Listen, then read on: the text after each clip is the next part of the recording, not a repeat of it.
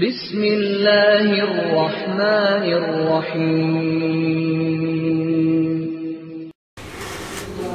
الحمد للہ نحمده ونستعینه ونستغفره ونؤمن به ونتوکل علیہ ونعوذ باللہ من شرور انفسنا ومن سیئات اعمالنا من يهده الله فلا مضل له ومن يضلله فلا هادي له ونشهد أن لا إله إلا الله وحده لا شريك له ونشهد أن سيدنا ومولانا محمدا عبده ورسوله أرسله إلى الناس كافة بشيرا ونذيرا وداعيا إلى الله بإذنه وسراجا منيرا صلى الله تعالى عليه وعلى آله وأصحابه وبارك وسلم تسليما كثيرا وبعد فأعوذ بالله من الشيطان الرجيم بسم الله الرحمن الرحيم ولا تنكحوا ما نكح آباؤكم من النساء إلا ما قد سلف إنه كان فاحشة ومقتا وساء سبيلا حرمت عليكم أمهاتكم وبناتكم وأخواتكم وعماتكم وخالاتكم وبنات الأخ وبنات الأخت وأمهاتكم اللاتي يرضعنكم وأخواتكم من الرضاعة وأمهات نسائكم وربائبكم اللاتي في حجوركم من نسائكم اللاتي دخلتم بهن فإن لم تكونوا دخلتم بهن فلا جناح عليكم وحلائل أبنائكم الذين من أصلابكم وأن تجمعوا بين الأختين إلا ما قد سلف إن الله كان غفورا رحيما صدق الله العظيم رب اشرح لي صدري ويسر لي أمري واحلل عقدة من لساني يفقهوا قولي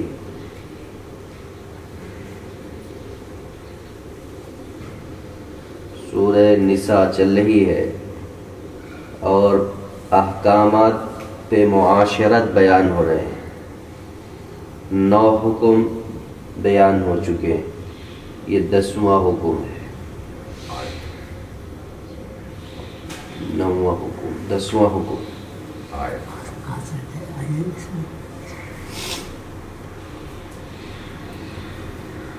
10واں حکم ہے جن سے نکاح حرام ہے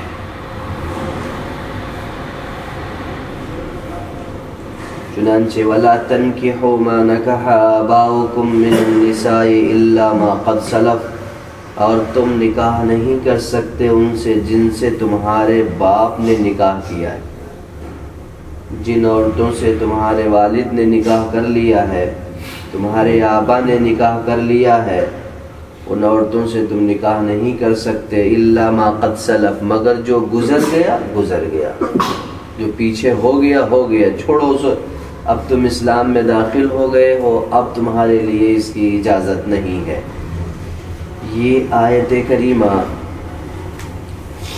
اللہ تعالیٰ نے اس وقت نازل فرمائی جب زمانے جاہلیت میں یہ دستور تھا کہ جب کسی کا انتقال ہوتا تو وراثت کے ساتھ ساتھ میں ظاہر ہے اس کی بیوی بچے بھی ہوتے تو بچے اگر وہ اس کی سگی ماں نہیں سوتیلی ماں ہے تو اس سوتیلی ماں کو بھی اپنے نکاح میں ڈال لیتا اس سے نکاح کر کے اپنے گھر میں ہی رکھ لیتا سوتیلا بیٹا سوتیلی ماں سے نکاح کر لیتا اور اپنے گھر میں ڈال لیتا تو یہ شریعت نے حکم نازل فرمایا وَلَا تَنْكِحُوا مَا نَكَحَ آبَاؤُكُم جن سے تمہارے آبا نے نکاح کر لیا ہے عورتوں میں سے ان سے تمہارے لیے نکاح جائز نہیں ہے پیچھے جو تم نے کیا چلو وہ معاف ہو گیا بدل گیا اب تمہارے لیے اجازت نہیں ہے کیوں انہ کان فاحشہ اس لیے کہ یہ بڑی بے حیائی کی بات ہے وہ مقتا اور نہایت نفرت کی بات ہے ایک تو یہ بے حیائی کھلم کھلا ہے کہ تم اس کو پہلے ماں کہہ رہے تھے اب تمہاری بیوی بن کے رہے ہو یہ کتنی بے حیائی کی بات ہے وہ مقتا اور اللہ کے نزدیک نہایت نفرت کی بات ہے اللہ کے نزدیک نہایت عرفی اعتبار سے مقت ایسے نکاح کو اس زمانے میں مقت کہتے تھے، اس سے جو اولاد ہوتی تھی اس کو مقتی کہتے تھے، مکروہ ترین اولاد، مکروہ ترین نکاح۔ اللہ تعالیٰ نے اس کا حکم نازل فرمایا۔ اب جب یہ حکم آ گیا تو اس کے ساتھ ساتھ میں اللہ تعالیٰ نے اور بھی محرمات کا ذکر فرما دیا۔ جو جو عورتیں نکاح میں حرام ہیں، جن جن عورتوں سے نکاح حرام ہے، ان سب کا تذکرہ آ گیا۔ ان محرمات کی پھر آگے 4 قسمیں کر دی گئی۔ ان میں سے 3 محرمات ابدیہ ہیں، جن سے کبھی نکاح حلال ہی نہیں۔ اس کے علاوہ ایک قسم وہ ہے کہ اگر اس کے اندر غیر ہے تو وہ نکاح حرام ہے، اور اگر وہ غیریت ختم ہو جائے تو نکاح حلال ہے۔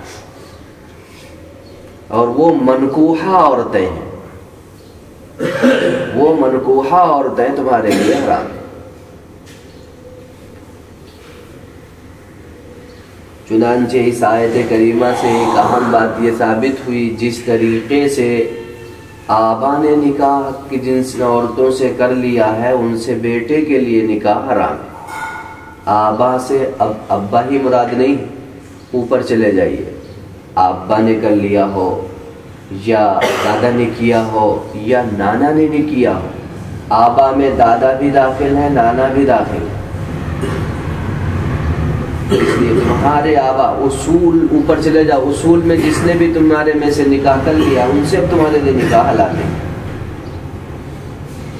اسی طریقے سے علامہ شامی علیہ الرحمہ نے اسی آیت کریمہ کے تحت میں یہ مسئلہ بیان فرمایا ہے کہ اسی طریقے سے فروع کی بیوی بھی حلال نہیں ہے اصل کے لیے،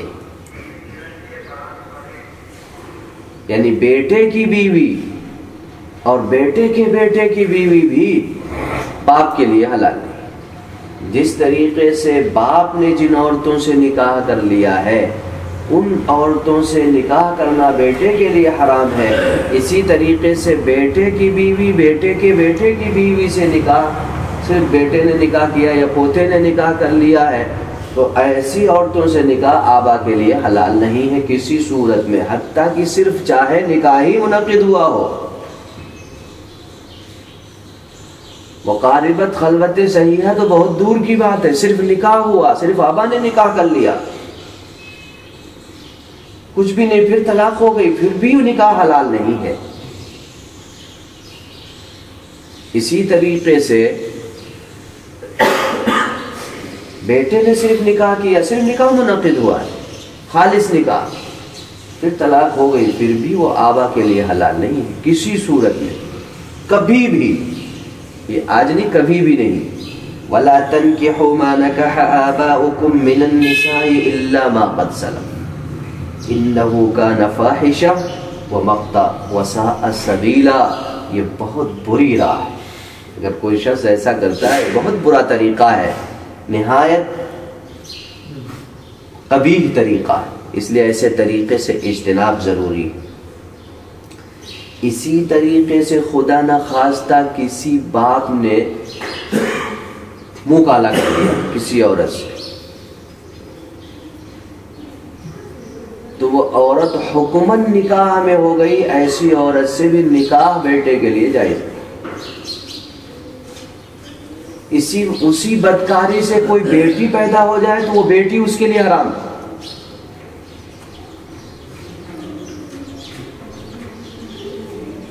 اگر کہیں خدا نخواستہ اس قسم کا کوئی ارتکاب پایا جائے تو اس صورت میں بھی حکم وہی ہے۔ اگر زنا کے صدور ہو گیا تو جس سے زنا کیا ہے اس سے بیٹے کا نکاح حلال نہیں ہے۔ اسی طریقے سے زنا سے جو اولاد پیدا ہو اور اگر وہ بیٹی ہے تو اس سے بھی نکاح حلال نہیں۔ زنا اللہ کے نزدیک سب سے زیادہ قبیح، اس لیے اس کے لیے حکم آئے گا سورہ بنی اسرائیل، وَلَا تَقْرَبُوا الزِّنَا إِنَّهُ كَانَ فَاحِشًا۔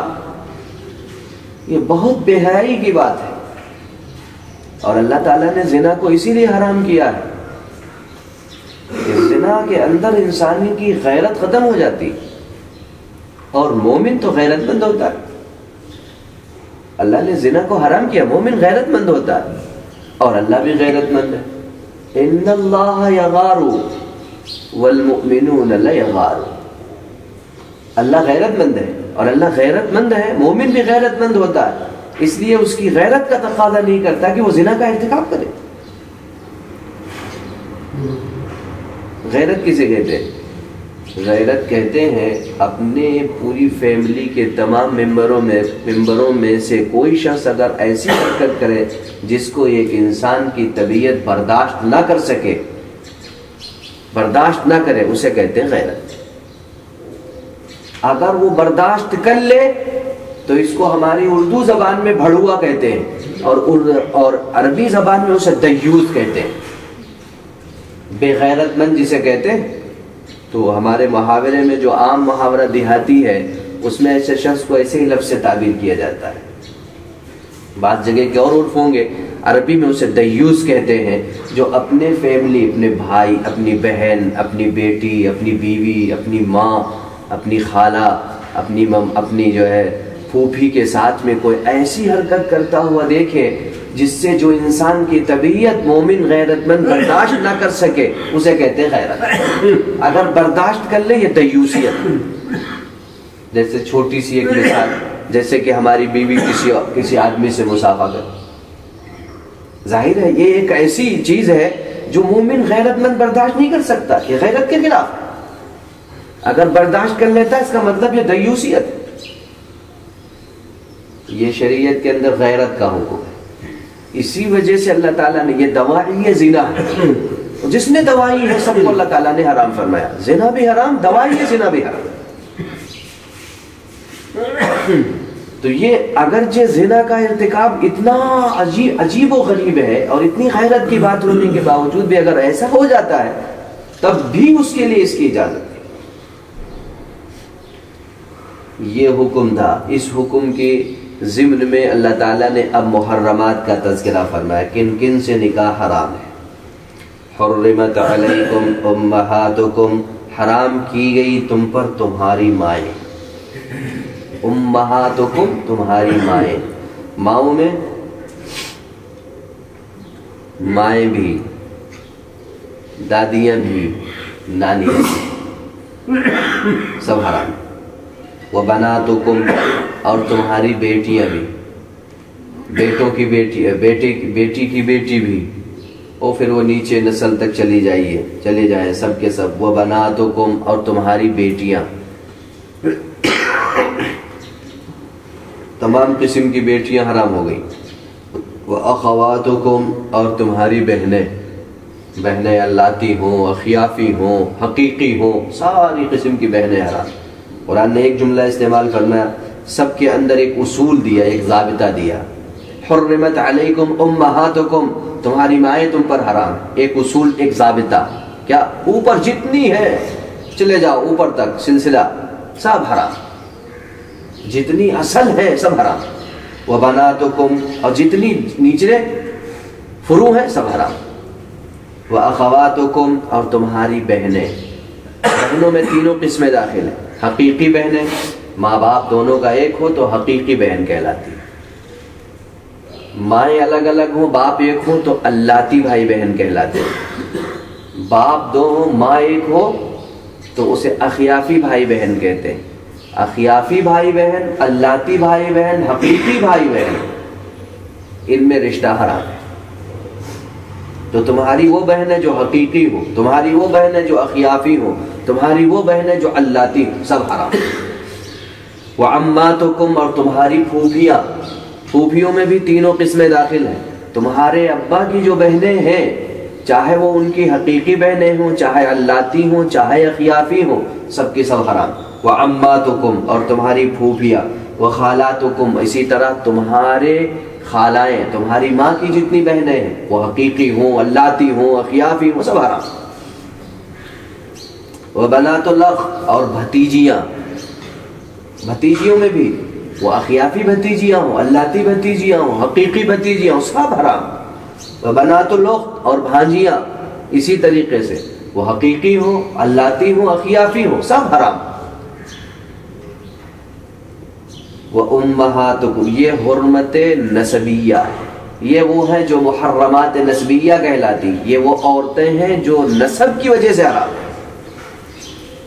یہ نسب کی وجہ سے تمہاری مائیں، تمہاری بیٹیاں، تمہاری بہنیں، تمہاری پھوپھیاں اور تمہاری خالائیں، تمہاری بھتیجیاں، تمہاری بھانجیاں، یہ سب کی سب حرام ہیں، تم پر حرام کر دی گئی. انہیں کہتے ہیں محرمات نسبیہ، جو نسب اور ولادت کی وجہ سے حرام ہوتی. دوسری، اس کے لیے دو حدیثیں ہیں، بخاری شریف میں بھی اور مسلم شریف میں بھی. بخاری شریف میں جو روایت ہے، نبی کریم صلی اللہ علیہ وسلم نے ارشاد فرمایا تمہارے لیے نسب کی وجہ سے، ولادت کی وجہ سے یہ نسلیں حرام ہیں. محرمات نسبیہ انہیں کہتے ہیں، حرام کر دی گئی تم پر ولادت کی وجہ سے. جو ولادت کی وجہ سے حرام ہے وہی رضاعت کی وجہ سے حرام ہے.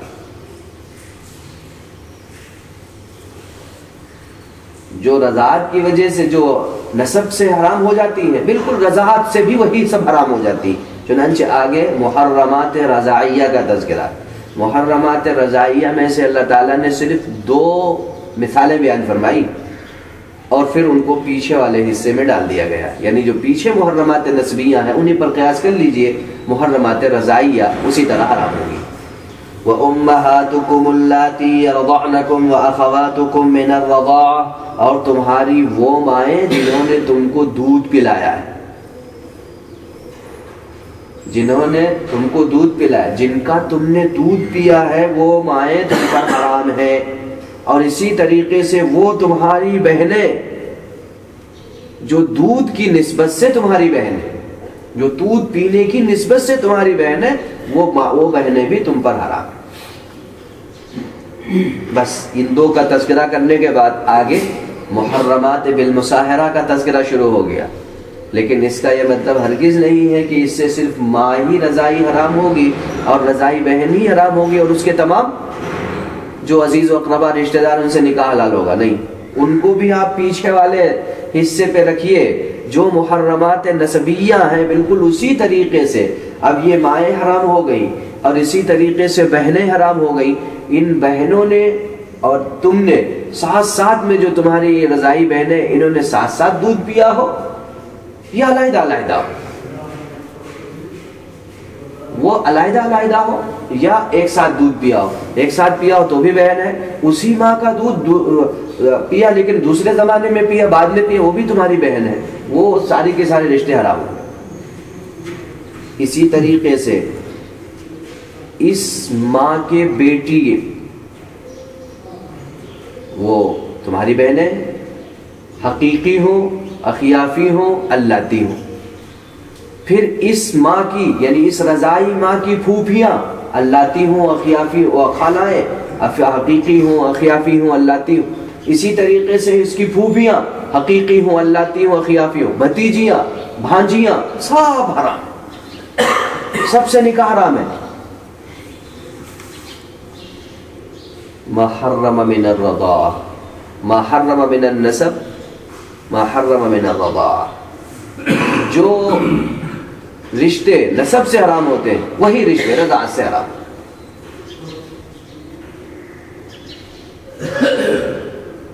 یحرم من الرضاعہ ما یحرم من النسب، ما یحرم من الولادہ. بعد میں ولادہ کا لفظ آیا، بعض روایات میں من النسب کا لفظ آیا. جو رشتے نسب کی وجہ سے حرام ہوتے وہی رشتے رضاعت کی وجہ سے حرام ہوتے. تو یہ محرمات نسبیہ اور یہ محرمات رضاعیہ، اور ان کے اندر یہ اتنے ساری قسمیں، یہ ہمیشہ ہمیشہ حرام ہے. ان سے کبھی بھی کسی صورت میں کبھی کسی حال میں نکاح حلال ہی نہیں ہو سکتا. اسی طریقے سے محرمات بالمصاہرہ، آگے جو رشتے ازدواج سے جو رشتے قائم ہوتے ہیں ان سے جو نکاح حرام ہے وہ بھی ہمیشہ کے لیے حرام ہو جاتے ہیں. ان سے بھی کبھی بھی نکاح حلال نہیں ہوتا. ایسی عورتوں کو جن سے کبھی نکاح حلال نہیں ہے ان کو محرمات ابدیہ کہتے ہیں. ان محرمات ابدیہ کا تذکرہ یہاں 3 قسموں میں اللہ تعالیٰ نے فرمایا ہے. یہ 2 قسموں کی تفصیل آئی. ان 2 قسموں سے متعلق کچھ اور مسائل ہیں کچھ اہم ترین مسائل ہیں، یہاں ان کا پورا احساس ضروری نہیں ہے، بلکہ یہاں اللہ تعالیٰ نے محرمات ابدیہ میں سے اہم قسمیں جو محرمات تھیں جو ان سے متعلق تھی ان کا تذکرہ آ گیا. بہت ساری محرمات کا تذکرہ حدیث میں آیا ہے. وہ یہ کسی سے رشتے سے یہ حرام ہوتی، اس لیے نمبر 1 تو رشتوں کا یاد رکھنا اور رشتوں کو یاد کر کے قرابت داری اور رشتہ داری کی تمام شکوں کو یاد کرنا ہمارے لیے ضروری ہوتا ہے تاکہ یہ پتہ چلے. پھر اس سلسلے میں جب رضاعت کا مسئلہ آتا ہے دودھ پینے کا، تو چونکہ بچپن کا زمانہ ہوتا ہے، کتنی مدت تک اگر وہ دودھ پیتا ہے تو وہ رضاعت ثابت ہوگی اور نہیں ہوگی. چنانچہ اس سلسلے میں یاد رکھنا چاہیے حضرت امام ابو حنیفہ رحمۃ اللہ علیہ کے یہاں مدت رضاعت 2.5 سال ہے. یعنی بچہ 2.5 سال کی عمر تک اگر کسی عورت کا دودھ پیتا ہے، کوئی عورت اپنی اس بچے کو 2.5 سال کی عمر تک دودھ پلا دیتی تو رضاعت ثابت ہو جاتی. دیگر ائمہ کے یہاں اس کی مدت رضاعت صرف 2 سال ہے، جس میں حضرت امام ابو یوسف اور امام محمد علیہ الرحمہ بھی ہیں. حضرت امام محمد علیہ الرحمہ کے یہاں فتویٰ اسی پر 2 سال کی مدت رضاعت کی مدت ہے.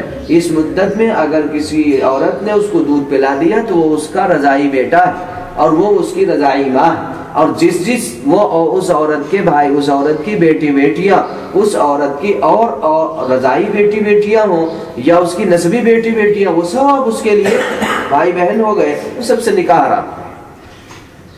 یہ اس کی مدت عمر 2 سال یا 2.5 سال ہے. دیگر ائمہ کے ہاں 2 سال ہے، حضرت امام ابو حنیفہ رحمۃ اللہ علیہ کے ہاں 2.5 سال ہے.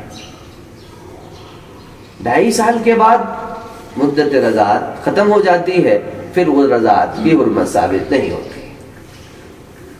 پھر دودھ تھوڑا ہو یا زیادہ ہو اس سے فرق نہیں پڑتا، حرمت رضاعت ثابت ہو جائے گی. زمانہ علیحدہ علیحدہ ہو تو بھی حرمت رضاعت ثابت ہو جائے گی. اسی طریقے سے کبھی اتفاق سے دونوں ایک نکاح ہوا، کسی عورت نے یا کسی مرد نے کہا یہ تو دونوں بھائی بہن، اگرچہ شک کی بنیاد پر حرمت رضاعت ثابت نہیں ہوگی، کیونکہ وہ عورت اگر یہ دعویٰ کرے کہ میں نے ان دونوں کو دودھ پلایا، یہ دونوں بھائی بہن ہیں، اگر وہ دونوں اس کی تصدیق کر دے تو نکاح ختم، نکاح طلاق دے کر کے علیحدہ ہو، چھٹی ہو، مفارقت ضروری. لیکن اس کے لیے 2 دیندار مردوں کا گواہ ہونا ضروری. اگر یہ دونوں مقر نہ ہو، ان دونوں کو یاد نہ ہو اور ان کا نکاح ہو گیا ہے تو اس میں اب وہ دونوں کے اندر رشتے ازدواج قائم ہو گیا ہے. لیکن جب 2 آدمی دیندار گواہی دے کہ یہ دونوں بھائی بہن ہیں، ان دونوں نے ایک ہی ماں کا دودھ پیا ہوا ہے، تو پھر حرمت رضاعت ثابت ہونے کی وجہ سے ان کا نکاح کا لزم ہوگا. نکاح کو باطل کر کے پھر دونوں کو علیحدہ ہو جانا ضروری ہوگا. اگر 2 دیندار آدمی نکاح گواہی نہ دے تو ایک دیندار آدمی 2 عورتیں گواہی دے تو بھی یہی صورت رہے گی. لیکن اگر کوئی ایک عورت ہو یا ایک ہی آدمی ہو اور یہ بات کہے تو اگرچہ گواہ کی حد تو پوری نہیں ہوئی، جو متعینہ حد گواہ گواہوں کی ہے وہ پوری نہیں ہوئی، تو اس کی وجہ سے شک ہو گیا. اس شک کی وجہ سے وہ نکاح تو کا لزم نہیں ہوگا اور وہ دونوں رہ سکتے ہیں. لیکن احتیاط کا تقاضا فقہا پھر بھی لکھتے ہیں افضل یہی ہے اگر ذرا بھی شبہ ہو تو فوراً علیحدگی اختیار کر لی جائے، مفارقت کر لی جائے، یہی افضل طریقہ. اگر کبھی ایسی صورتحال پیدا ہو جاتی ہے گاؤں وغیرہ میں، دیہاتوں میں بہت صورتحال ایسی پیدا ہوتی، بہت سارے ایسے معاملات ہوتے ہیں، عورتیں سمجھتی نہیں ہیں، چھوٹے چھوٹے بچے ہیں رو رہے ہیں، کسی کا بچہ کسی کی گود میں ہے وہ رو رہا ہے اور وہ روتے ہوئے اس کو خیال نہیں رہا اور اس نے اپنا دودھ پلا دیا. یہ خوب ہوتا ہے، رشتہ داروں میں خوب ہوتا ہے، کثرت سے ہوتی ہے ایسی صورتحال. اب وہ دودھ پلا دیا، اب اتنے احتیاط نہیں رہی، پتہ چلا کہ اب بعد میں احساس نہیں ہوتا ہے. اس وجہ سے رشتوں کا یاد رکھنا، رشتوں کا باقی رکھنا اور احتیاطی تقاضے جو معاشرت کے لیے ضروری اور اہم اور لازمی ہیں ان کو صحیح طریقے سے انجام دینا ضروری ہے. تو اس وجہ سے عام طور پر ایسی صورتحال پیدا ہوتی ہے. اب ایک ماں باپ کہیں کام پہ چلے گئے، انہوں نے اپنے بچے چھوڑ دیے، چھوٹا بچہ ہے، اب چھوٹا بچہ رونے لگا، وہ اس کے بچے کے ساتھ کھیلتا رہا، اب وہ بھی رو رہا، دونوں کو اس نے دودھ پلا دیا.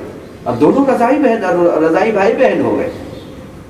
اب حرمت رضا ثابت ہو گئی، اب اس کا احساس نہیں ہوتا۔ اب اگر کوئی شخص اگر ایسی بات کہتا ہے تو اس وجہ سے احتیاط کا تقاضا ہے کہ اگر کبھی ایسی صورتحال پیدا ہو، چاہے ایک آدمی بھی ہو، چاہے ایک ہی عورت ہو، اور وہ یہ کہے کہ تم دونوں بھائی بہن ہو، تو مفارقت بہتر ہے، علیحدگی بہتر ہے، چونکہ رشتے اللہ جل شانہ نے جو آپس میں رکھے ہیں، جن کو حرام فرمایا، ان سے اجتناب ضروری ہے، تاکہ اللہ تبارک و تعالیٰ کے حکم میں ذرا بھی کسی قسم کی کوئی ہماری طرف سے کسر نہ رہ جائے اس کی پورا کرنے میں۔ اس لیے ان آیات کا تقاضا یہ ہے کہ خاص طور پر محرمات کو جاننے کے لیے کن کن سے نکاح حرام ہے، کن کن رشتوں سے حرمت آ جاتی ہے، کن کن رشتوں سے ازدواجی تعلقات پر اثر انداز ہو جاتے ہیں، اسی طریقے سے ہماری معاشرت کے اندر کون کون سی چیزیں ہمارے لیے نقصان دہ، ان سب کو یاد کرنے کے لیے ضروری ہے کہ ہمیں محرمات عبدیہ کی پوری لسٹ اچھی طرح یاد ہو۔ اسی طریقے سے کون کون رشتے کس کس وجہ سے حرام ہو جاتے وہ پوری طریقے سے ہمیں پتا ہو، اور پھر شریعت کے مطابق بالکل پاکیزہ زندگی گزارے۔ اللہ جل شانہ کے نزدیک وہ نوجوان جو اپنی زندگی کو بالکل پاک بازی کے ساتھ گزارتے بڑا اعلیٰ مرتبہ ہے، بڑا اعلیٰ مرتبہ ہے، جن کی جوانی بالکل صاف ہو، پاک ہو، ایسے پاک باز جوان اللہ کے نزدیک قابل قدر، ان کی دعائیں مقبول، وہ مستجاب الدعوات، اللہ کی بارگاہ میں ہاتھ اٹھائیں، اللہ ان کی دعائیں قبول کر لے، اللہ کے اوپر بھروسہ کرتے ہوئے قسم کھا لے، اللہ ان کی قسمیں کو پورا کر دے۔ ایسے نوجوان اللہ جل شانہ کو اتنے محبوب ہیں، تو اس وجہ سے اللہ جل شانہ کو پاکیزگی پسند ہے، اللہ خود بھی پاک ہے، پاکی کو پسند کرتا ہے، واللہ یحب المطہرین۔ اس لیے ان سب گندگیوں سے دور رہنے کے لیے یہ ساری چیزیں یاد رکھنی ضروری ہے۔ اللہ تبارک و تعالی ہم سب کو صحیح سمجھنے کی توفیق عطا فرمائے۔ سبحان اللہ و بحمدہ، سبحانک اللہم و بحمدک، ونشہد ان لا الہ الا انت، نستغفرک و نتوب الیک۔ سبحان ربک رب العزة عما یصفون، وسلام علی المرسلین، والحمد للہ رب العالمین۔